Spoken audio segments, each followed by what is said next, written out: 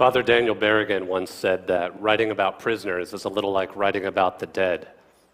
I think what he meant is that we treat prisoners as ghosts. They're unseen and unheard. It's easy to simply ignore them, and it's even easier when the government goes to great lengths to keep them hidden. As a journalist, I think these stories of what people in power do when no one is watching are precisely the stories that we need to tell. That's why I began investigating the most secretive and experimental prison units in the United States for so-called second-tier terrorists. The government calls these units Communications Management Units, or CMUs. Prisoners and guards call them Little Guantanamo. They are islands unto themselves, but unlike Gitmo, they exist right here, at home, floating within larger federal prisons. There are two CMUs. One was opened inside the prison in Terre Haute, Indiana, and the other is inside this prison in Marion, Illinois. Neither of them underwent the formal review process that is required by law when they were opened. CMU prisoners have all been convicted of crimes. Some of their cases are questionable, and some involve threats and violence. I'm not here to argue the guilt or innocence of any prisoner. I'm here because, as Supreme Court Justice Thurgood Marshall said, when the prison gates slam shut, prisoners do not lose their human quality.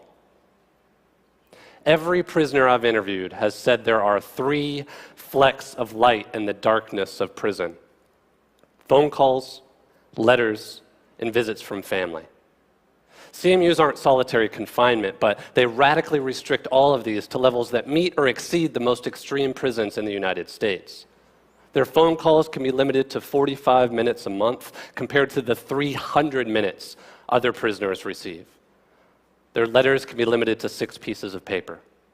Their visits can be limited to 4 hours per month compared to the 35 hours that people like Olympic Park bomber Eric Rudolph receive in the Supermax.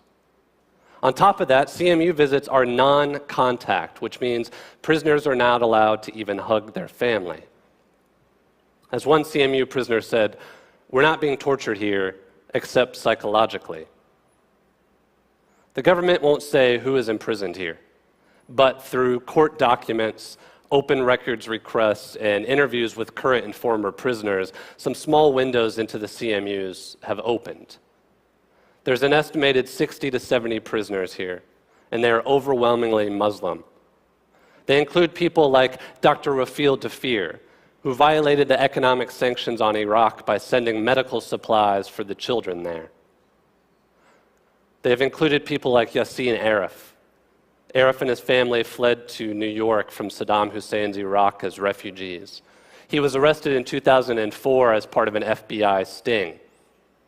Arif is an imam, and he was asked to bear witness to a loan, which is a tradition in Islamic culture. It turned out that one of the people involved in the loan was trying to enlist someone else in a fake attack. Arif didn't know. For that, he was convicted of conspiracy to provide material support to a terrorist group.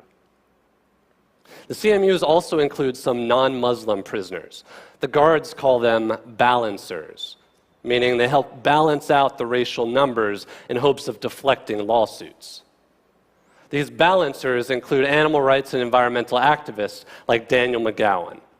McGowan was convicted of participating in 2 arsons in the name of defending the environment as part of the Earth Liberation Front. During his sentencing, he was afraid that he would be sent to a rumored secret prison for terrorists. The judge dismissed all those fears, saying that they weren't supported by any facts. But that might be because the government hasn't fully explained why some prisoners end up in a CMU and who is responsible for these decisions. When McGowan was transferred, he was told it's because he is a domestic terrorist, a term the FBI uses repeatedly when talking about environmental activists. Now, keep in mind, there are about 400 prisoners in U.S. prisons who are classified as terrorists, and only a handful of them are in the CMUs. In McGowan's case, he was previously at a low-security prison, and he had no communications violations. So why was he moved? Like other CMU prisoners, McGowan repeatedly asked for an answer, a hearing, or some opportunity for an appeal. This example from another prisoner shows how those requests are viewed.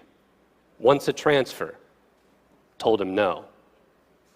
At one point, the prison warden himself recommended McGowan's transfer out of the CMU, citing his good behavior.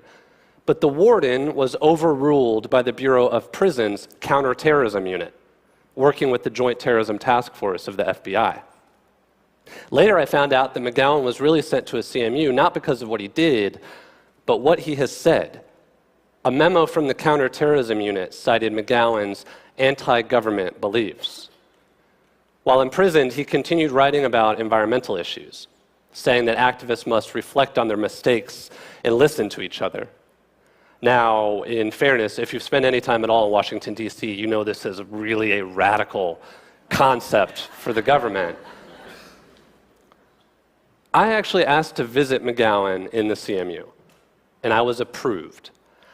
That came as quite a shock. First, because, as I've discussed on this stage before, I learned that the FBI has been monitoring my work.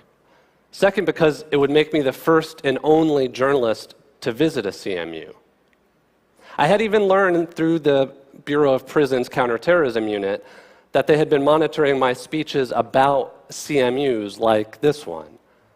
So how could I possibly be approved to visit? A few days before I went out to the prison, I got an answer. I was allowed to visit McGowan as a friend, not a journalist. Journalists are not allowed here. McGowan was told by CMU officials that if I asked any questions or published any story, that he would be punished for my reporting. When I arrived for our visit, the guards reminded me that they knew who I was and knew about my work, and they said if I attempted to interview McGowan, the visit would be terminated.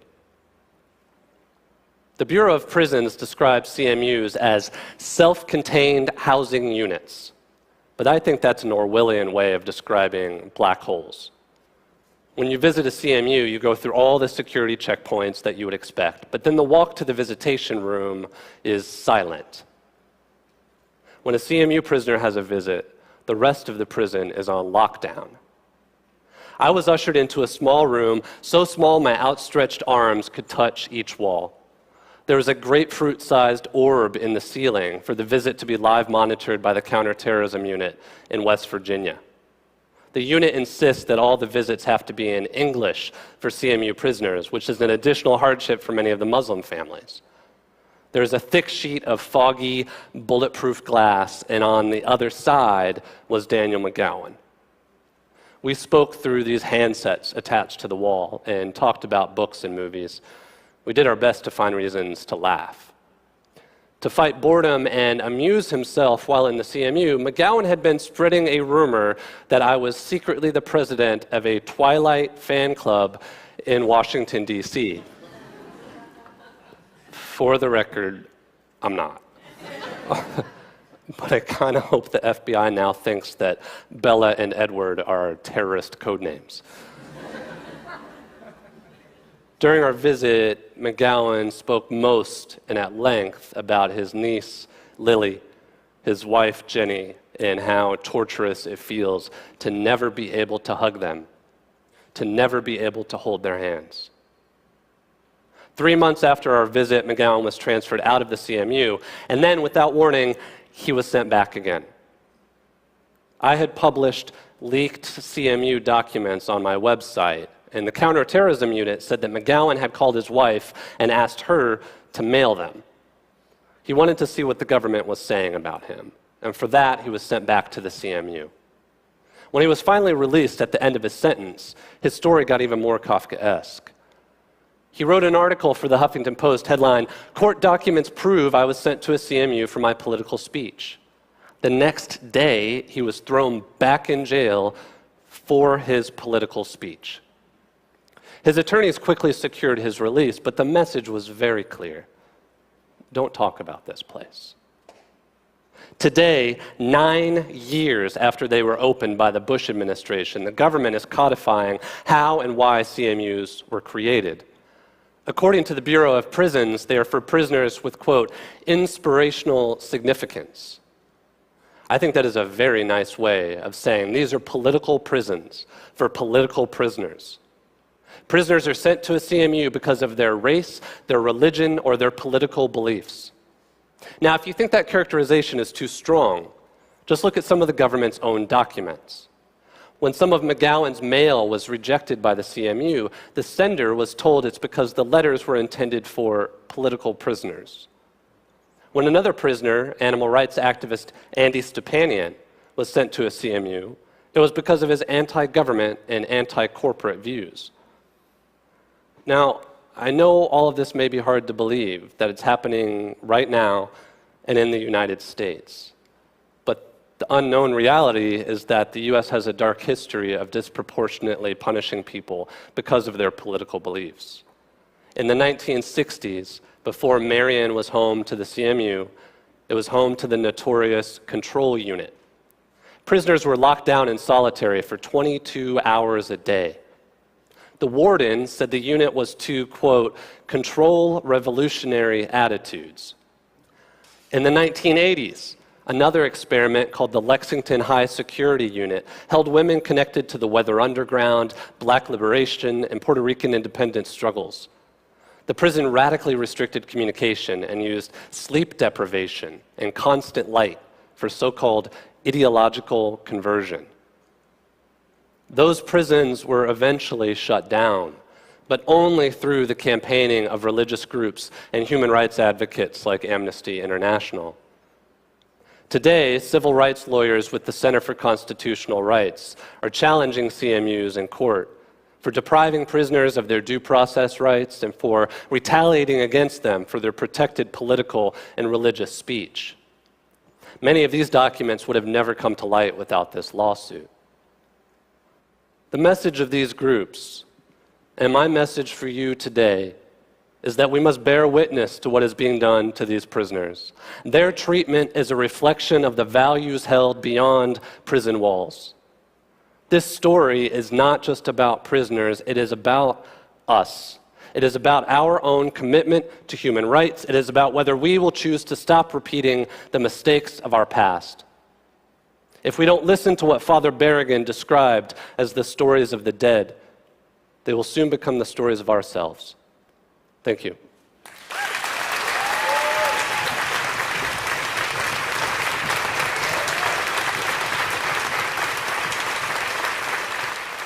I have just a couple questions.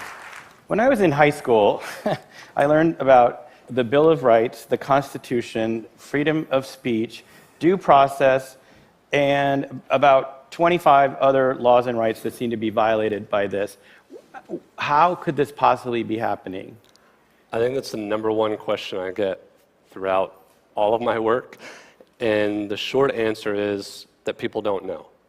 I think the solution to any of these types of situations, any rights abuses, are really dependent on two things. They're dependent on knowledge that it's actually happening, and then a means and efficacy to actually make a change. And unfortunately with these prisoners, one, people don't know what's happening at all, and then they're already disenfranchised populations who don't have access to attorneys, not native English speakers.